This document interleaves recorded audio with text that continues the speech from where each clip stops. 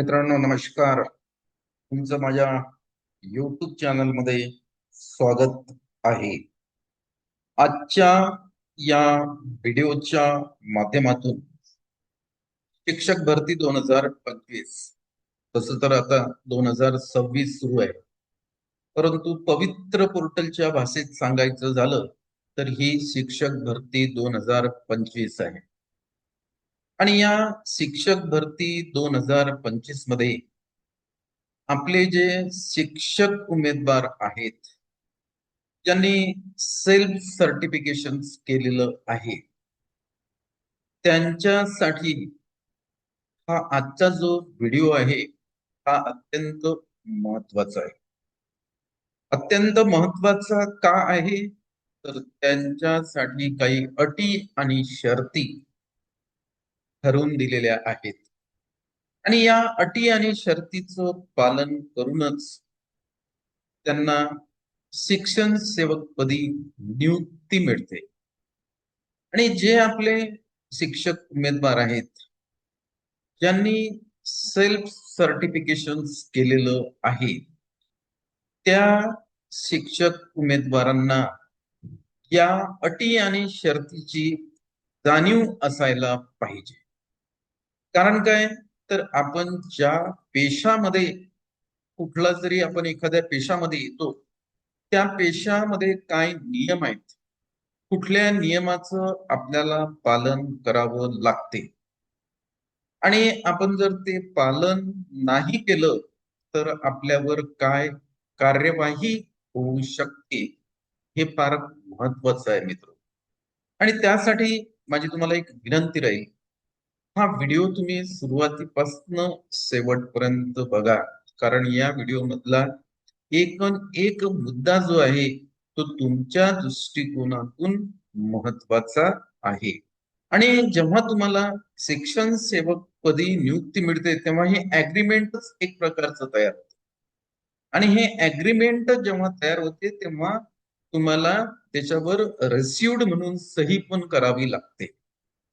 म्हणून हे जे मुद्दे आहेत, या मुद्द्याची जाणीव आपल्या प्रत्येक शिक्षक उमेदवारांना असली पाहिजे. मला बऱ्याचशा कमेंट्स आलेल्या आहेत. मी बऱ्याचशा शिक्षक उमेदवारांचं शैक्षणिक व्यावसायिक क्वालिफिकेशन्स त्यांनी दिलेलं आहे.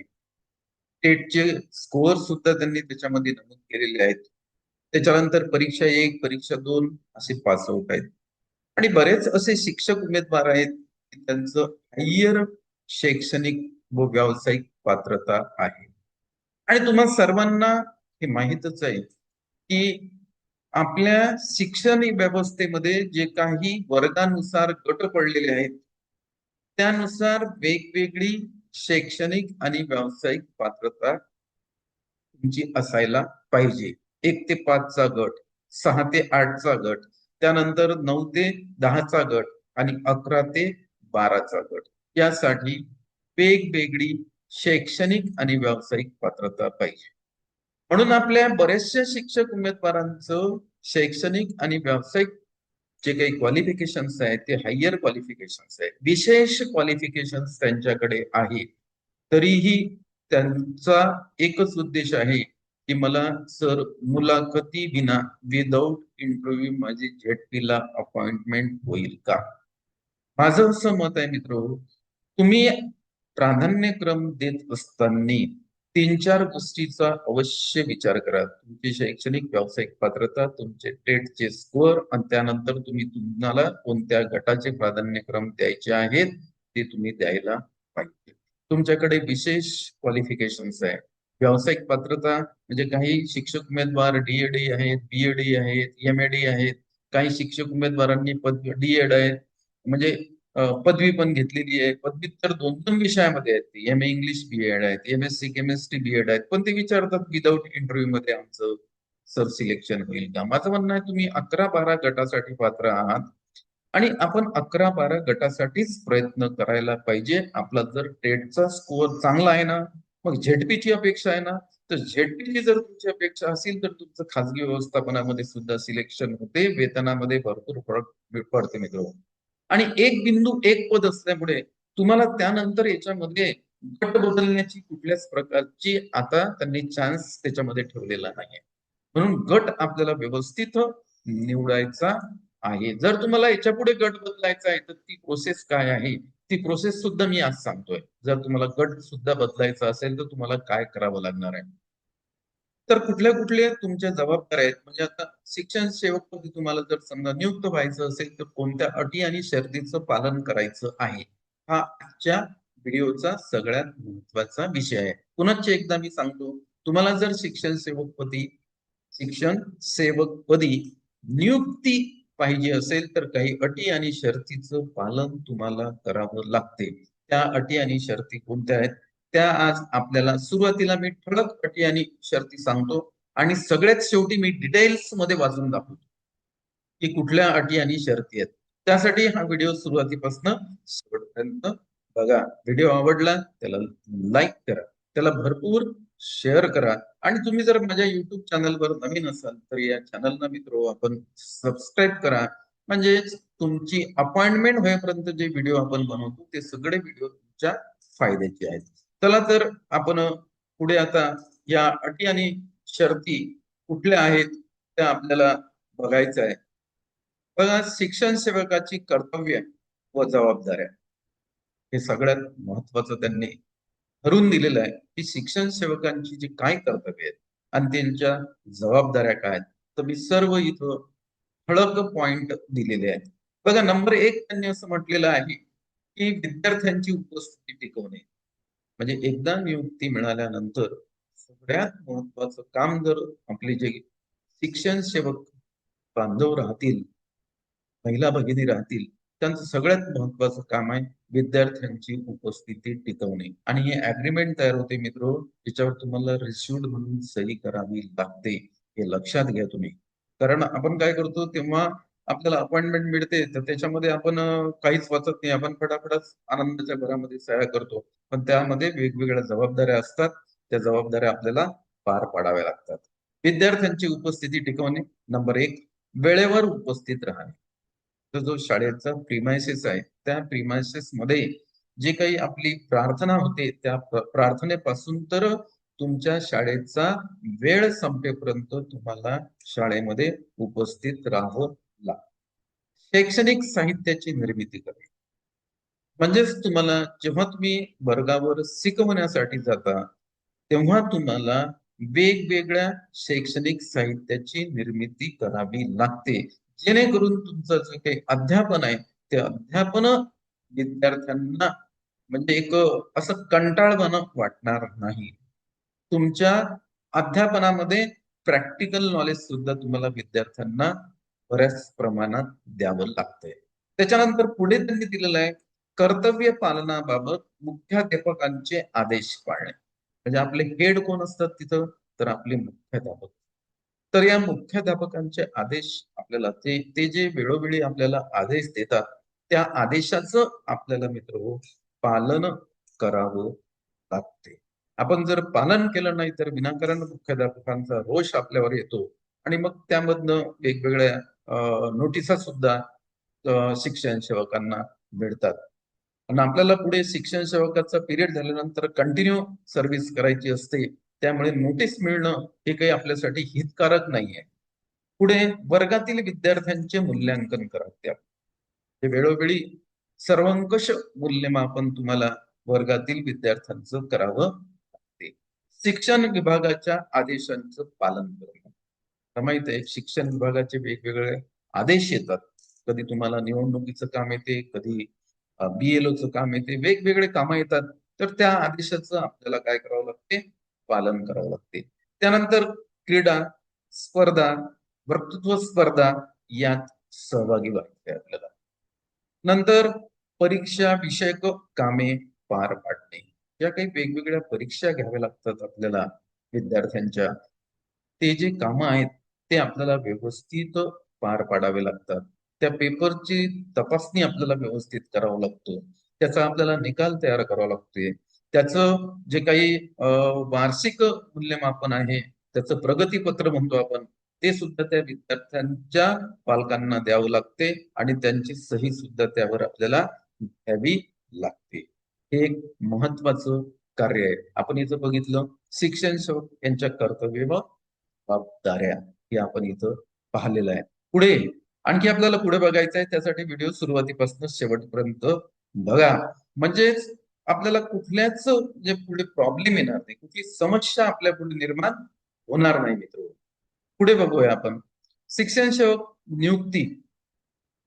आता या शिक्षण सेवक नियुक्ती व त्या शिक्षण सेवकाचा कालावधी काय असते ते आपल्याला नीट बघायचं आहे. कालावधी व नियुक्ती 3 वर्षाचा कालावधी असतो. शाळेत रुजू होण्यासाठी तुम्हाला 7 दिवसाची मुदत दिल्या जाते. पण आपण 7 दिवसाची वाट पाहायची नाही. शक्य तितक्या लवकर आपल्याला जॉईन व्हायचं आहे, कारण सिनियरिटी तुम्ही रुजू झालेल्या दिनांकापासून तुमची काउंट होते. मग जे शिक्षक उमेदवार सगळ्यात अगोदर रुजू होतात ते आपल्याला सिनियर होतात, हे आपण लक्षात घ्यायला पाहिजे. म्हणजे सिनियरिटीच्या दृष्टिकोनातून सेवा ज्येष्ठता असं म्हणतो आपण त्याला मराठीत. त्या दृष्टिकोनातून आपल्याला जितकं लवकर आपल्याला ऑर्डर मिळाली तितकं लवकर आपल्याला जॉईन व्हायचं आहे. आता तुम्हाला सर आम्ही अजून तर प्राधान्यक्रम दिले नाही, तुम्ही रुजू व्हायचं आम्हाला सांगता. मित्र, आपण या पेशामध्ये उतरतो तर त्या पेशाविषयीची सर्वंकष माहिती आपल्याला असली पाहिजे. हाच यामागचा माझा दृष्टिकोन आहे, हे आपण लक्षात घ्यायला पाहिजे. शिस्त व इतर लाभ.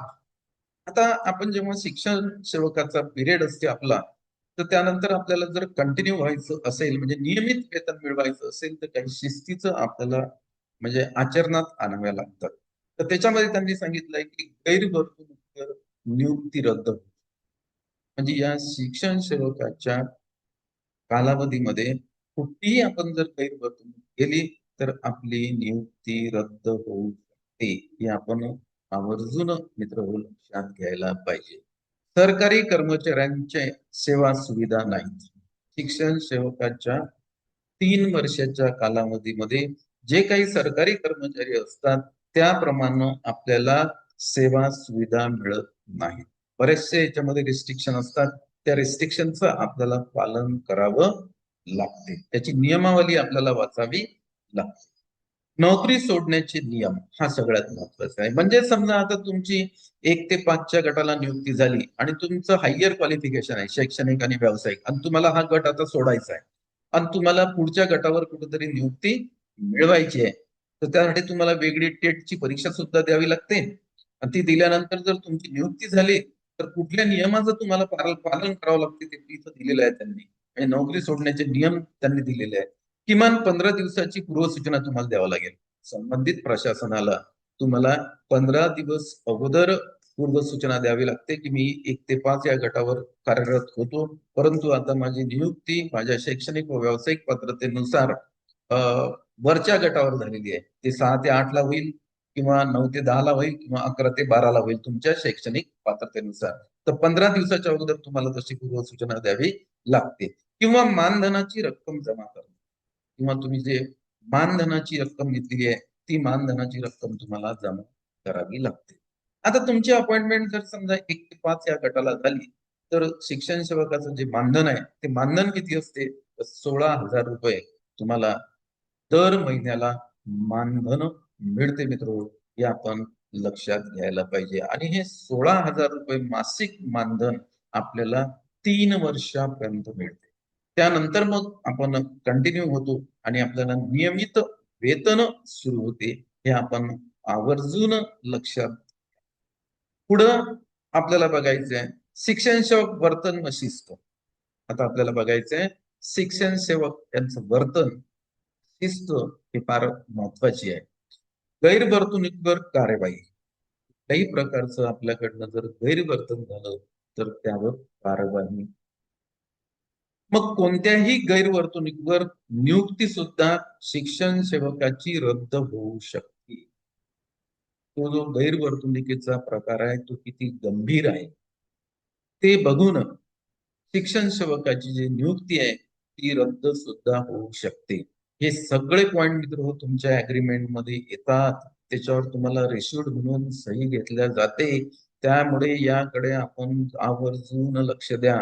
माझं वैयक्तिक मत असं आहे की नोकरी लागण्यापेक्षा नोकरी टिकवणं फार महत्वाचं. कारण आपल्याला त्या वयाच्या 58व्या वर्षापर्यंत त्याच्यामध्ये काम करावं लागते त्या क्षेत्रामध्ये. तर रोज आपण जेव्हा आपल्या कर्तव्यावर जातो तेव्हा कोणती ना कोणती समस्या तिथं निर्माण होते. आणि ती समस्या आपल्याला आपल्या सदसद बुद्धीनं सोडवावी लागते. त्यासाठी आपल्याकडे जे गुण आहेत त्या गुणाचा वापर आपल्याला करावा लागते. नाही तर मग आपल्यावर कुठलंही एखादी शिस्तभंगाची कारवाई होऊ शकते. म्हणून ह्या सगळ्या गोष्टी आपण नीट समजून घ्यायला पाहिजे. कारण जेव्हा आपण कुठल्याही क्षेत्रामध्ये प्रवेश करतो तर त्याची नियमावली आपल्याला माहित असणं गरजेचं आहे. तोच या व्हिडिओचा एकमेव उद्देश आहे. अपात्रता व इतर सुविधा. नियमित शिक्षकांची सेवा सुविधा देय नाहीत. म्हणजे जे रेग्युलर शिक्षक आहेत, ज्यांचा शिक्षण सेवकाचा पिरियड कंप्लीट झालेला आहे, त्यांना ज्या सेवा आणि सुविधा आहेत त्या शिक्षण सेवकांना मिळत नाहीत. हे आपण लक्षात घ्या. त्यानंतर वैद्यकीय प्रमाणपत्र. तुम्हाला तुमचं वैद्यकीय प्रमाणपत्र द्यायचं आहे. त्यासाठी ते तुमच्या जिल्ह्याच्या सिव्हिल सर्जनचं पाहिजे. त्या जिल्ह्याला जो काही शासकीय दवाखाना असतो तिथं जे सिव्हिल सर्जन असतात त्यांचं तुम्हाला वैद्यकीय प्रमाणपत्र द्यायचं आहे. आणि ते किती दिवसात द्यायचं आहे तर रुजू झाल्यानंतर 1 महिन्याच्या आत तुम्हाला ते सादर करावं लागते. हे सुद्धा एक महत्वाचं आहे. त्यानंतर समजा काही तुमच्यावर कार्यवाही झाली आणि काही तुमचा दोष नाही त्याच्यामध्ये तर तुम्हाला अपील करायचा अधिकार सुद्धा इथं प्राप्त झालेला आहे. म्हणजे अपील प्रक्रिया सुद्धा आपण पुढे घेतलेली आहे. नियुक्ती रद्द झाल्यास प्राधिकृत समितीकडे आपल्याला अपील सुद्धा करता येते. होऊ शकते इन केस आपण त्या प्रकरणामध्ये दोषी नाही पण आपल्यावर काहीतरी जाणून बुजून कार्यवाही झालेली आहे तर अशा वेळेस तुम्हाला अपील सुद्धा करता येते. ते जे प्राधिकृत समिती असते त्या समितीकडे तुम्हाला जाता येते.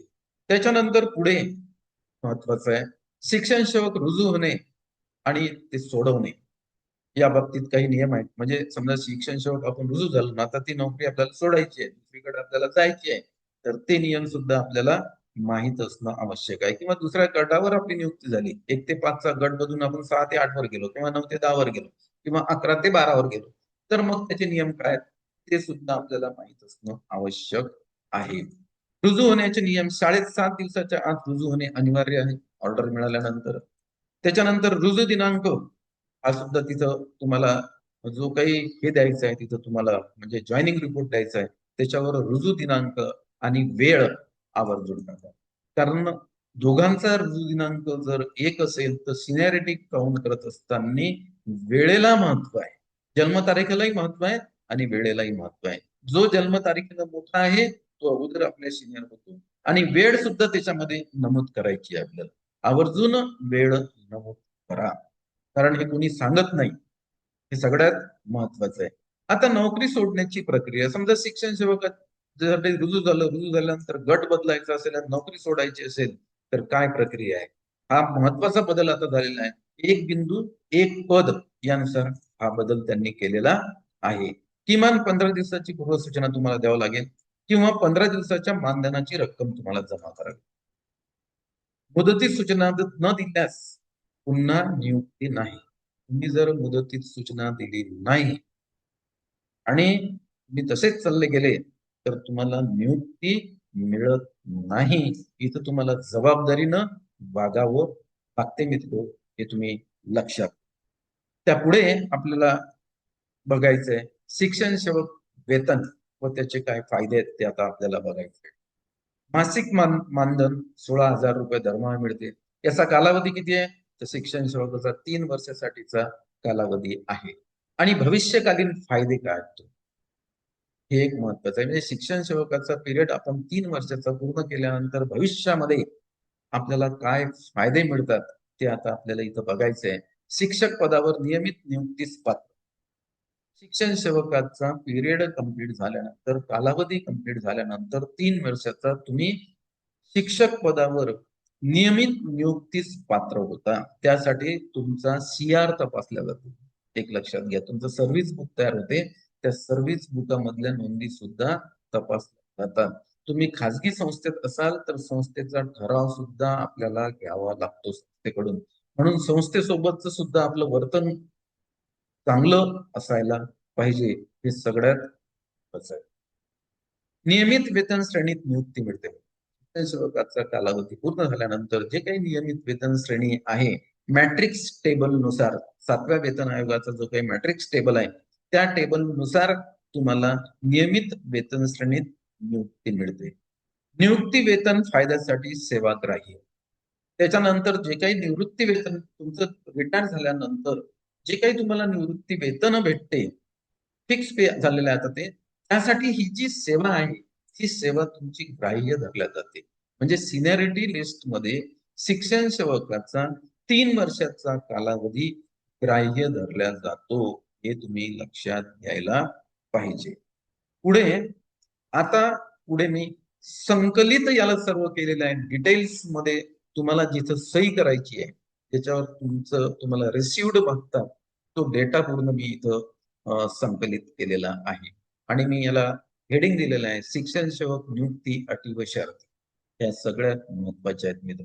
आणि ह्या तुम्हाला दिसतील ज्या दिवशी तुम्ही ऑर्डर घ्यायला जाल, तेव्हा अग्रीमेंट मध्ये ह्या सर्व सूचना तुम्हाला दिसतील. त्या तुम्हाला नीट वाचायच्या आहेत आणि त्यानंतर त्यावर स्वाक्षरी करायची आहे. रिशूड म्हणून एक प्रत तुम्हाला घ्यायची आहे. एक प्रत, 2 प्रत तुमच्या ऑफिस इथे ऑफिसवाले घेतात. तर नंबर 1, आपली शिक्षण सेवक म्हणून नियुक्ती रुजू दिनांकापासून 3 वर्षाच्या कालावधीसाठी राहील.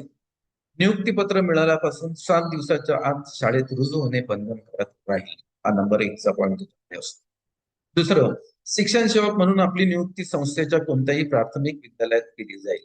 जर तुम्ही खाजगी शैक्षणिक संस्थेमध्ये जर समजा अपॉइंटमेंट घेतलेली आहे, म्हणजे नियुक्ती तुम्हाला मिळत असेल आणि त्या संस्थेच्या जर एकापेक्षा जास्त जे शाळा असतील तर तुम्हाला कुठेही नियुक्ती मिळू शकते.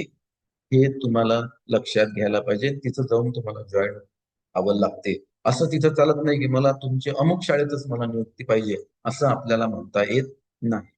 शिक्षण सेवक कालावधीमध्ये आपण कोणत्याही स्वरूपाची गैरवर्तणूक केल्यास आपली नियुक्ती रद्द करण्यात येईल. त्यासाठी नियुक्ती पत्रातील कालावधी बंधनकारक राहणार नाही. तथापि आपली नियुक्ती रद्द करण्याविरुद्ध व इतर तक्रारीबाबत प्राधिकरण समितीकडे अपील करता येईल. हा एक याच्यामध्ये महत्वाचा भाग आहे. म्हणजे गैरवर्तन झालं तर आपली जी 3 वर्षासाठी शिक्षण सेवक मधून शिक्षण सेवक म्हणून नियुक्ती झाली ते बंधनकारक नाही.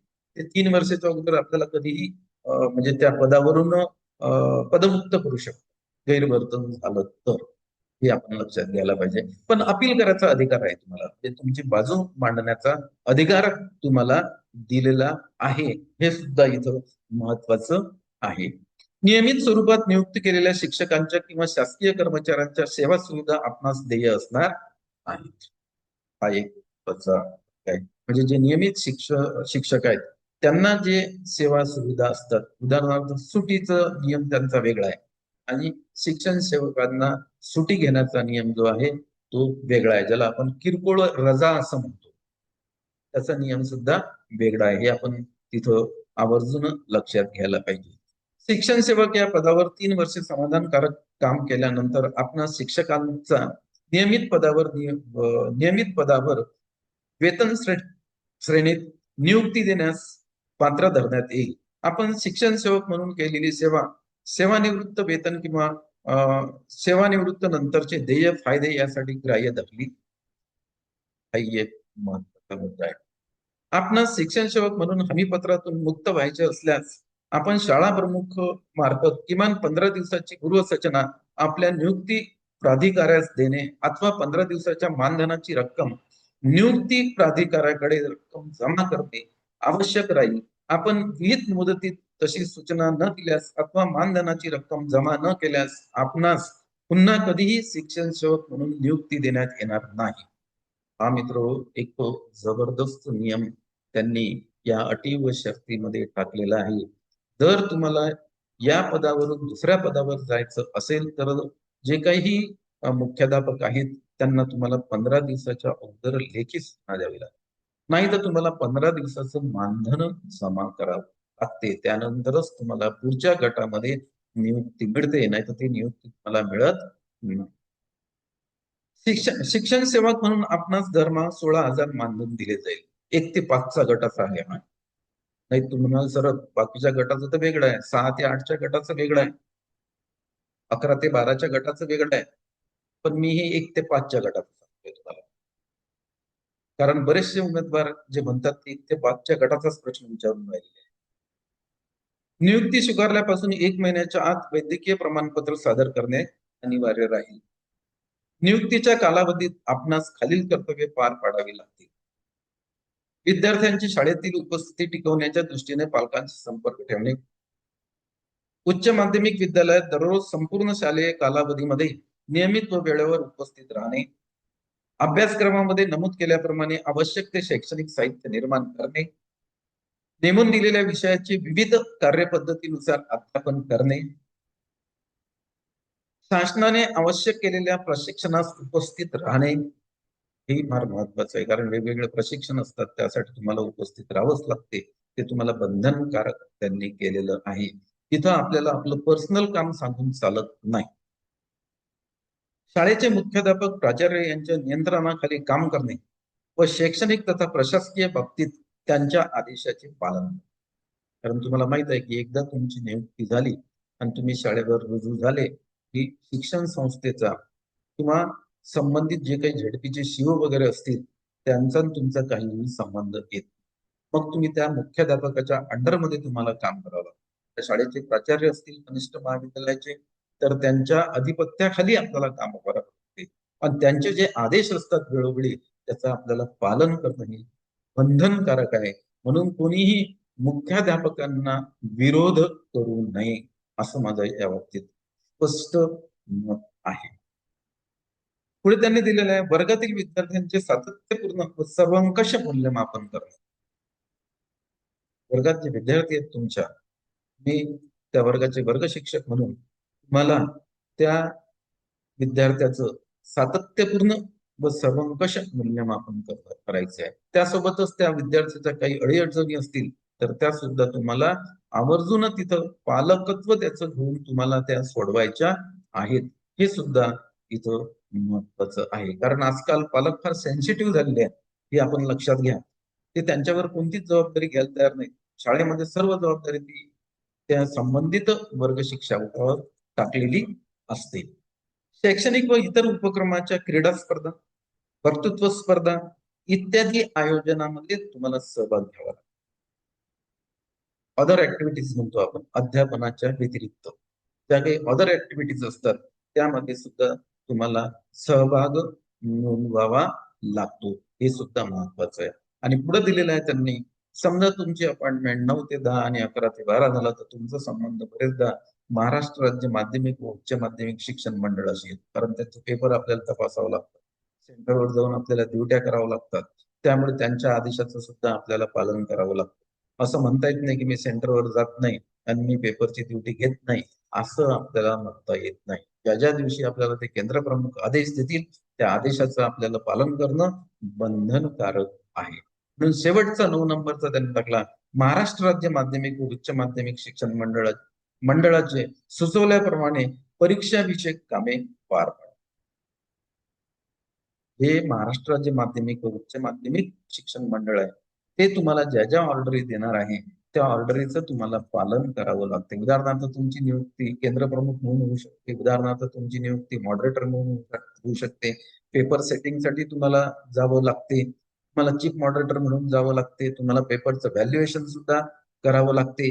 ह्या सगळ्या ज्या ऑर्डरी येतात तुम्हाला प्रॅक्टिकलसाठी एक्सटर्नल म्हणून पाठवल्या जाते. तर ह्या सगळ्या ऑर्डरी तुम्हाला फॉलो करणं हे बंधनकारक केलेलं. आणि ह्या सर्व अटी शिक्षण सेवकांसाठी त्यांनी आता नुकत्याच घालून दिलेल्या आहेत. त्या अटीवर आपण आज चर्चा आहे.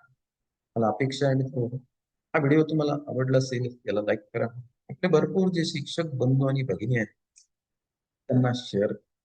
कारण आपण ज्या पेशामध्ये अजून आपल्याला नियुक्ती मिळाली नाही काय हरकत पण नियुक्ती मिळाली तर आपले कर्तव्य आपल्याला कोणकोणत्या अटी त्यांनी आपल्यावर लादलेल्या आहेत. आपल्या कर्तव्याचं पालन आपण कशा प्रकारे केलं पाहिजे ह्या सगळ्या गोष्टी आपल्याला माहित असणं आवश्यक आहे.